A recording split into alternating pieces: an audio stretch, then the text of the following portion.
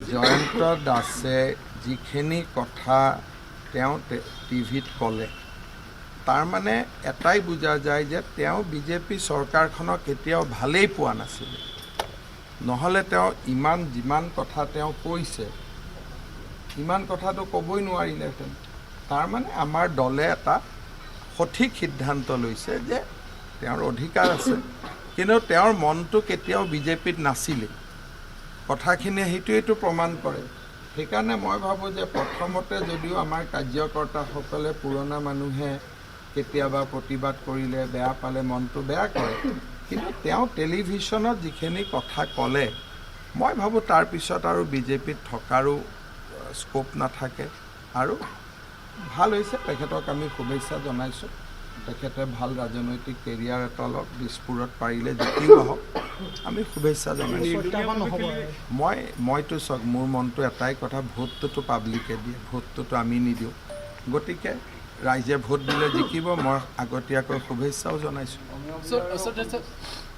চাওক, আপোনালোকে আমাৰ 1400 মানুহে টিকট বিচাৰিছিল। এতিয়া এজনকৈ যদি মোক সুধি থাকে অমুকৰ অশান্তি তমুকৰ অশান্তি, যাৰ অশান্তি হ'লে ক্ষতি হ'ব দলৰ, তাৰ লগত আমি কথা পাতিছোঁ, কিন্তু 1400 মানুহৰ লগত কেনেকৈ কথা পাতিব? জয়ন্ত দাসে যিখিনি কথা তেওঁ টিভিত ক'লে তাৰ মানে এটাই বুজা যায় যে তেওঁ বিজেপি চৰকাৰখনক কেতিয়াও ভালেই পোৱা নাছিল।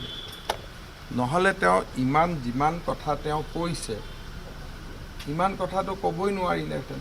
তাৰ মানে আমাৰ দলে এটা সঠিক সিদ্ধান্ত লৈছে যে তেওঁৰ অধিকাৰ আছে, কিন্তু তেওঁৰ মনটো কেতিয়াও বিজেপিত নাছিলে। কথাখিনিয়ে সেইটোৱেইটো প্ৰমাণ কৰে।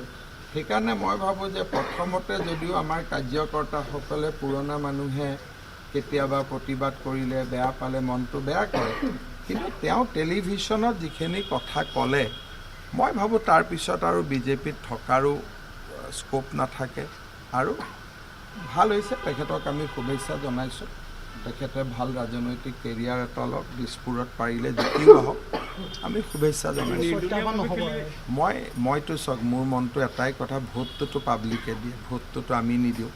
গতিকে ৰাইজে ভোট দিলে জিকিব, মই আগতীয়াকৈ শুভেচ্ছাও জনাইছোঁ। চাওক, আপোনালোকে আমাৰ 1400 মানুহে টিকট বিচাৰিছিল। এতিয়া এজনকৈ যদি মোক সুধি থাকে অমুকৰ অশান্তি তমুকৰ অশান্তি, যাৰ অশান্তি হ'লে ক্ষতি হ'ব দলৰ, তাৰ লগত আমি কথা পাতিছোঁ, কিন্তু 1400 মানুহৰ লগত কেনেকৈ কথা